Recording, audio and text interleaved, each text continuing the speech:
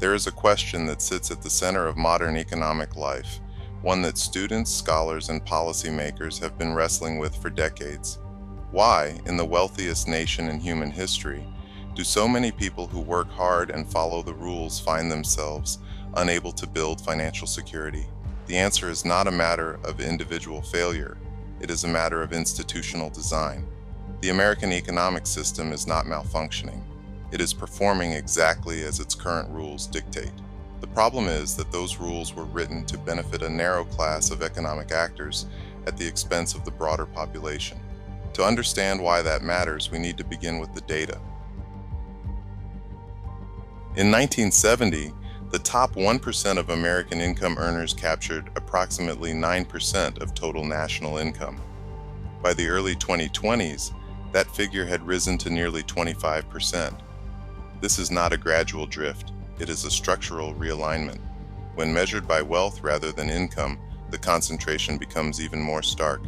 The top 1% now holds more than one-third of all national wealth, while the bottom 50%, roughly 165 million people, collectively control less than 3%. These are not abstract statistics. They represent the material conditions under which the majority of Americans live, work, borrow, and age. Extreme inequality is not merely unjust, it is structurally destabilizing. An economy that funnels its gains to a small minority will, over time, hollow out the consumer demand that sustains it. The proximate cause of this wage decoupling is not difficult to identify. For most of the 20th century, organized labor functioned as a significant countervailing force to corporate power. Collective bargaining agreements ensured that productivity gains were shared between employers and workers. At their peak in the mid-1950s, unions represented approximately 35% of the private sector workforce. By 2023, that figure had fallen to roughly 6% in the private sector. The legal, political, and economic forces that drove that collapse did not happen in a vacuum. They were the result of deliberate policy choices that systematically shifted bargaining power from labor to capital. The consequences of that power shift extend well beyond wages. As union density declined, corporate concentration accelerated. Over the past 4 decades, sector after sector of the American economy has undergone dramatic consolidation. In airlines, banking, healthcare, pharmaceuticals, agriculture, media, and digital technology, markets that once supported dozens of competing firms now operate under the effective control of 3, 4, or 5 dominant players. This is not the natural outcome of market efficiency, it is the result of 40 years of permissive merger policy and the systematic defunding of antitrust enforcement infrastructure. Perhaps most significantly for the long-term health of democratic governance, concentrated economic power generates concentrated political power. This is a relationship that political scientists and economists have documented extensively, and it is one of the defining pathologies of contemporary American capitalism. Corporate lobbying expenditures in the United States now exceed $3 billion annually. The revolving door between regulatory agencies and the industries they are supposed to oversee has become so well established as to be largely unremarkable. The result is a feedback loop in which economic power purchases political influence, which is then used to write rules that entrench and expand that economic power in tax codes, bankruptcy statutes, intellectual property law, trade agreements, and the enforcement priorities of regulatory bodies. The process through which economic rules are made is structurally accessible to capital and structurally hostile to labor.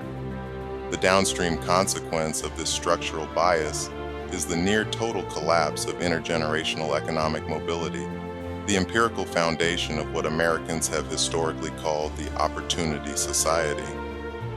Contemporary research in economic mobility consistently finds that the United States performs poorly by international standards.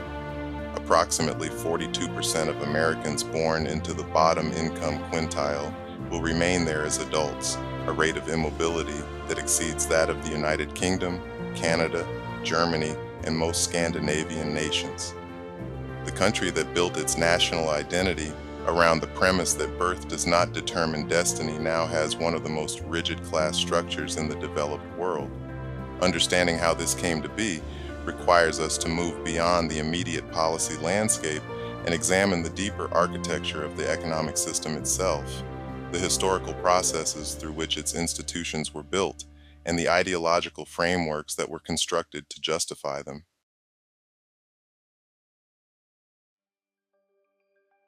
Before proceeding with that historical analysis, it is worth sharpening the question we are actually trying to answer, because the stakes of getting this right are not merely academic. The question is this: is the structure of the modern capitalist economic system, its legal frameworks, its financial institutions, its enforcement mechanisms, its ideological superstructure, organized in a manner that systematically reproduces class stratification across generations? Are working people, regardless of their individual talent, education, or effort, embedded in a system that is designed to extract more value from them than it returns? To analyze whether the system is predeterminate, we must first understand what the system actually consists of. Beneath the complexity of modern finance and governance, four structural components define how any capitalist economic system operates and reproduces itself. The first is the enforcement mechanism. Economic systems are not self-executing. Property rights, contract law, debt obligations, and the rules of market exchange all require enforcement. The capacity to compel compliance, including ultimately through the use of organized force. In the modern nation-state, that enforcement capacity is the military and the broader apparatus of state coercion. The relationship between military power and economic order has been constitutive of Western capitalism from its earliest stages. The second component is the monetary architecture, the central bank, and the broader system of money creation and credit allocation. Money is not a neutral medium of exchange that exists independently of political decisions. It is a social institution created through legal frameworks and regulated by institutional actors who make decisions with enormous distributive consequences. Who has access to credit, at what cost, and under what conditions are questions with profound implications for who can invest, who can expand, and who accumulates wealth over time. The third component is the corporate form itself. The modern corporation is a legal artifact, a construct granted existence, rights, and crucially limited liability by the state. The ability to organize capital at scale, to insulate investors from the full consequences of risk, and to accumulate wealth across time without the biological limitations of human lifespans are not natural phenomena. They are legal privileges granted through political processes, and their terms have been continuously renegotiated throughout the history of capitalism. The fourth component is the legal mechanism for debt creation and securitization. The ability to formalize obligations, to borrow against future earnings, to securitize assets, to create financial instruments that can be bought and sold is foundational to the modern economy. But like the corporate form, this capacity is not neutral. The terms on which debt is created, the legal protections afforded to creditors versus debtors, and the institutional actors who control access to credit all profoundly shape the distribution of economic power. These four components, military enforcement, monetary architecture, the corporate form, and debt mechanisms, did not emerge simultaneously or spontaneously. They were built over centuries through specific historical processes. Understanding those processes is essential to understanding the system we inhabit today. The starting point is the relationship between military power and commercial expansion in early modern Europe. Beginning in the late 15th century, European maritime powers, Portugal, Spain, the Netherlands, England, and later France, developed naval capacities that allowed them to project force across oceanic distances. This was not primarily a military project. It was an economic one. The naval technologies that enabled exploration also enabled trade, and trade at transcontinental scale was enormously profitable. But profitable trade required enforcement. Commercial networks needed protection from pirates, from rival powers, and from the resistance of the peoples whose resources were being extracted. The British Royal Navy, which emerged as the dominant maritime force by the late 17th century, was not merely a defensive institution, it was the enforcement arm of a global commercial system. The institutional innovation that most decisively shaped modern capitalism, however, was not military, it was corporate. The Dutch East India Company, chartered by the Dutch States General in 1602, was a genuinely unprecedented institution. It was the first joint stock company to issue publicly traded shares, meaning that investors could buy ownership stakes and trade them on what became the world's first stock exchange, established in Amsterdam the same year. It was granted a monopoly on Dutch trade in Asia. It had the authority to negotiate treaties, wage war, coin money, and govern territories. It was, in effect, a sovereign entity with commercial objectives, backed by state military power but operating for private profit. At its peak, the Dutch East India Company was worth, in inflation-adjusted terms, approximately $8 trillion, making it the most valuable company in history by a substantial margin. What the Dutch East India Company demonstrated was that capital could be organized at scales that exceeded the resources of any individual investor, that risk could be distributed across many shareholders, and that the combination of state backing and corporate structure could generate returns that dwarfed any previously imaginable commercial venture.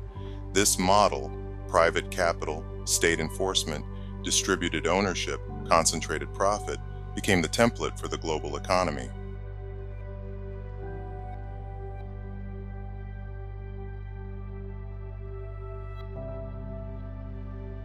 The financial infrastructure that supported this corporate expansion also took shape in Amsterdam. The Bank of Amsterdam, established in 1609, became the first institution to function as a true central bank, accepting deposits, providing a stable unit of account, and facilitating large-scale commercial transactions with a degree of reliability and institutional trustworthiness that private financial arrangements could not match. It demonstrated that a well-governed public financial institution could reduce the transaction costs of commerce, stabilize the monetary system, and provide the financial backbone that large-scale economic activity requires. The British absorbed both lessons, the corporate model and the central banking model, and applied them with even greater effect. The founding of the Bank of England in 1694 is one of the most consequential events in the history of Western finance, and one of the least taught. The circumstances of its founding reveal something fundamental about the relationship between financial power and state power that has persisted to the present day. In 1694, the English government was at war with France and desperately short of funds. A consortium of private financiers, led by the Scottish merchant William Paterson, proposed a solution. They would lend the government $1.2 million at 8% interest, and in exchange, they would be incorporated as the Bank of England, with the exclusive right to issue banknotes, paper money backed by the government's promise of repayment. The arrangement solved the government's immediate financing problem, but it also established a structural relationship in which the state became dependent on private financial actors to fund its operations, and those financial actors held the power to create and control the money supply. This is the template that has governed Western finance ever since. Governments require capital to function, to wage wars, to build infrastructure, and to administer public services. Private financial institutions supply that capital on terms they negotiate. In exchange, they receive privileges, the right to issue currency, to operate within regulatory frameworks that protect their interests, to access the central bank's liquidity facilities that are unavailable to ordinary market participants. The government becomes, in a structural sense, a client of the financial system it nominally regulates.